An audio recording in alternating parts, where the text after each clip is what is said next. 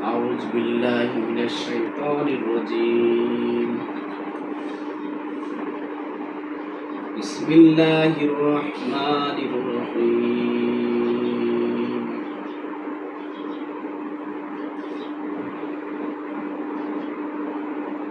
تبت يدا أبي لهب وتب ما أغنى عنه ماله وما كسب যে বর্গী দমনে নবাব আলীবর্দী খানের।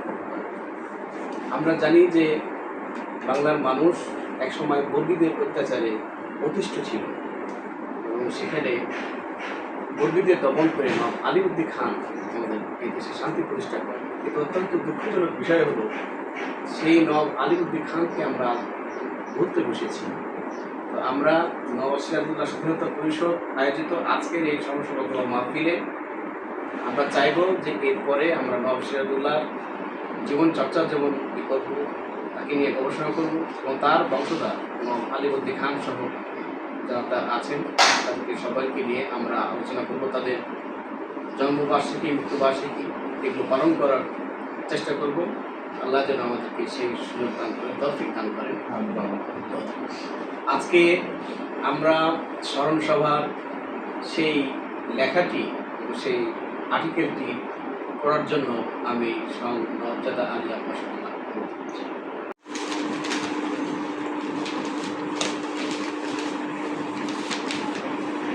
বিসমিল্লাহির রহমানির রহিম।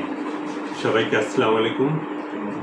আজকে দৈনিক ইত্তেফাক বাংলাদেশের একটা জনপ্রিয় দৈনিক। আজ 10 এপ্রিল 2026 তারিখে উপসম্পাদকীয় পাতায় আমার একটা লেখা প্রকাশ হয়েছে। সেই লেখাটা আপনাদের মাঝে আমি তুলে ধরছি। লেখার নাম হলো বাংলায় বর্গী দমনে নবাব আলীবর্দী খান। বাংলার জনপ্রিয় একটি লোক ছড়া রয়েছে। এই ছড়াটি সুর করে গেয়ে গেয়ে বাংলার মেয়েরা তাদের সন্তানদের ভয় দেখানোর ছলে ঘুম পাড়াতেন। ঘুম পাড়ানি এই ছড়াটি এখনো মানুষের মুখে মুখে। ছড়াকার লিখেছেন, খোকা ঘুমালো, পাড়া জুড়ালো, বর্গী এলো দেশে, বুলবুলিতে ধান খেয়েছে, খাজনা দিব কিসে। ধান ফুরলো, পান ফুরলো, খাজনার উপায় কি, আর কটা দিন সবুর করো, রসুন বনেছি। উল্লেখ্য, 1742 থেকে 1750 সালের দিকে মারাঠা দস্যু বা বর্গীদের বাংলায় আক্রমণ ও লুটপাটের ভয়াবহ সময়ের প্রেক্ষাপট এই ছড়াটি রচনা করা হয়। ছড়াকারের নাম আমরা জানি না, কিন্তু সেই সময়ে দুঃসহ পরিস্থিতি ও চিত্র এই ছড়ায় তুলে ধরা হয়েছে চমৎকারভাবে। এতে বোঝা যায় সোনার বাংলা সত্যিকার অর্থেই সমৃদ্ধিশালী ছিল। এই সমৃদ্ধি বাংলার জন্য কাল হয়ে দাঁড়ায়। বিদেশি শক্তি বারবার এই দেশ আক্রমণ করেছে, দখল করেছে তার এই অঢেল সম্পদের জন্য। এই প্রবণতা আধুনিক কালেও যে নেই তা নয়। সেজন্য প্রতিটি সরকারের সময় আমরা কম বেশি বাংলার সম্পদ পাচার হওয়ার কাহিনী শুনতে পাই দুঃখজনকভাবে। এখানে বর্গী কারা তা আমাদের নতুন প্রজন্মের জানা প্রয়োজন, যাতে তারা সচেতন হতে পারে এবং বাংলাদেশকে আজকের বর্গীর হাত থেকে রক্ষা করতে পারে। বর্গী শব্দটা ফার্সি বার্গিস থেকে এসেছে, যার অর্থ প্রাচীন মারাঠা যোদ্ধা। কেউ কেউ মনে করেন বর্গী শব্দটি মূলত মারাঠি শব্দ বার্গির থেকে এসেছে, যার অর্থ হালকা অশ্বারোহী সৈন্য। তারা মারাঠা দস্যু ছিল এবং বাংলায় লুটপাট করত। 1942 থেকে 1751 সালের মধ্যে মারাঠারা বাংলা আক্রমণ করে। আক্রমণ ও লুটপাটের কারণে বাংলায় মানুষের ধানের গোলা খালি হয়ে যেত, ফলে ফসল হারিয়ে খাজনা দেওয়ার মতো পরিস্থিতি থাকতো না। তাই বলা যায় এই ছড়াটির আসল বাংলার মানুষের অসহায়ত্ব এবং বর্গীদের অত্যাচারের এক জীবন্ত দলিল। সে সময় বাংলার মসনদে ছিলেন সিংহ পুরুষ নবাব আলীবর্দী খান। বর্গীদের দমনে তার অবদানের কথা আমরা আজ ভুলে বসেছি। বর্গীরা লুটপাট করে গ্রাম জ্বালিয়ে পুড়িয়ে ছারখার করে দিয়ে পালাবার সময় নবাব আলীবর্দী খানের প্রতিরোধে নাস্তানাবুদ হয়। বাংলার দুশ্মন বর্গীরা খুব দ্রুত গতিতে ঘোড়া ছুটিয়ে মূল্যবান ধন সম্পদ লুট করে নিয়ে যেত। এই বর্গীদের উপদ্রব শুরু হয়েছিল শিবাজির আমল থেকে। নাগপুরের রাঘোজি ভাসলের নেতৃত্বাধীন এই গোষ্ঠী বর্ধমান, মুর্শিদাবাদ, হুগলি সহ বাংলার বিভিন্ন অঞ্চলে ব্যাপক অগ্নিসংযোগ, হত্যা ও ধর্ষণ চালিয়ে জনজীবন বিপর্যস্ত করে তুলেছিল। নবাব আলীবর্দী খানের বীরত্বের সঙ্গে লড়াই করে বর্গীদের দ্রুত গতিতে অশ্বারোহী বাহিনীকে অত্যন্ত সুকৌশলে তাদের শায়েস্তা করে বাংলার শান্তি প্রতিষ্ঠা করে। বর্গী আক্রমণ ঠেকাতে কলকাতার মানুষ বাগবাজার থেকে নাতালি পর্যন্ত 5 কিলোমিটার দীর্ঘ খাত কেটেছিল, যা মারাঠা ডিচ নামে পরিচিত। তীব্র সংঘর্ষের পর বাংলার নবাব আলীবর্দী খান মারাঠাদেরকে বাংলা থেকে বিতাড়িত করতে সক্ষম হন। বাংলা থেকে বিতাড়িত হয়ে মারাঠারা উড়িষ্যা আক্রমণ করে এবং দখল করে নেয়, কিন্তু নবাব আলীবর্দী খান 1942 সালের ডিসেম্বরে তাদেরকে সেখান থেকেও বিতাড়িত করেন।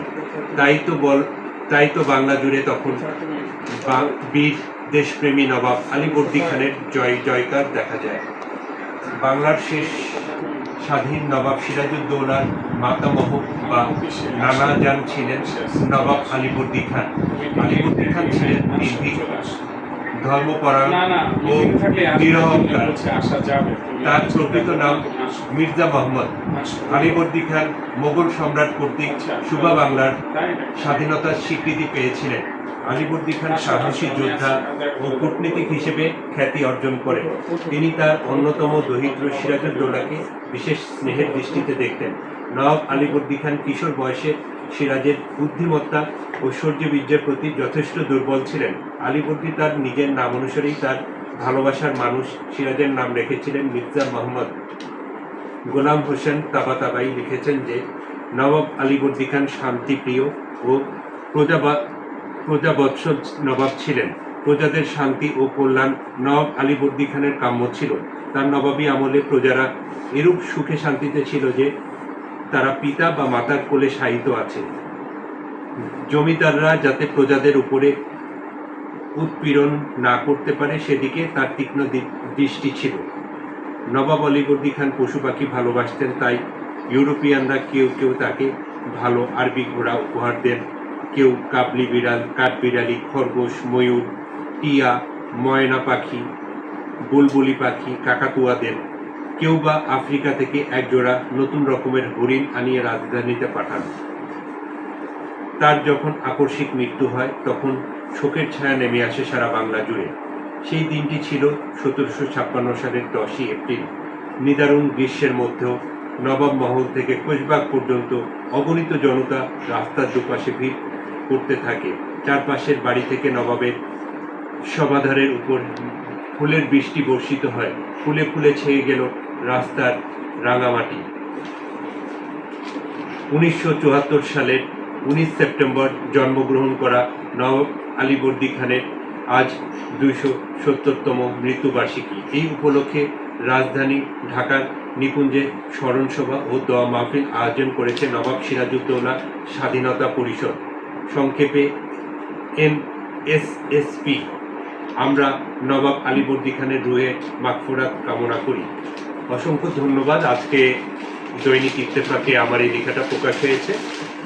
আজকে শুক্রবার 10ই এপ্রিল 2026 এবং এই লেখাটা পৃষ্ঠা ইত্তেফাকের 9, যেটা উপসম্পাদকীয় পাতা, এবং ইত্তেফাকে প্রায় আমার বংশের উপরে লেখা ছাপা হয় এবং সেটার জন্য আমি কৃতজ্ঞতা জানাই আমাদের সবার প্রিয় সিনিয়র সাংবাদিক ফাইজুল ইসলাম স্যার।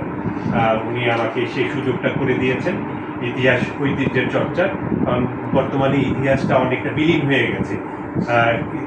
দুইটা পরিবার কেন্দ্রিক বাংলাদেশি ইতিহাস চর্চা হয়। আমি মনে করি বাংলাদেশের ইতিহাস ঐতিহ্যের অনেক ব্যাপকতা আছে, অনেক পরিবার আছে, আর বিশেষ করে নবাব সিরাজউদ্দৌলা পরিবারকে দেশের মানুষজন অনেক ভালোবাসে। ইত্তেফাকের পাশাপাশি আমি চাই যে অন্যান্য পত্রিকারও এইভাবে এগিয়ে আসবে। সবার জন্য শুভকামনা থাকলো এবং ইত্তেফাক আরও দীর্ঘজীবী হোক। এবং আমার ছোটোবেলাকার প্রিয় পত্রিকায় আমি সবসময় যখন লেখাটা আমি দেখি আমি খুবই গর্ববোধ করি। ভালো থাকবেন সবাই, ধন্যবাদ।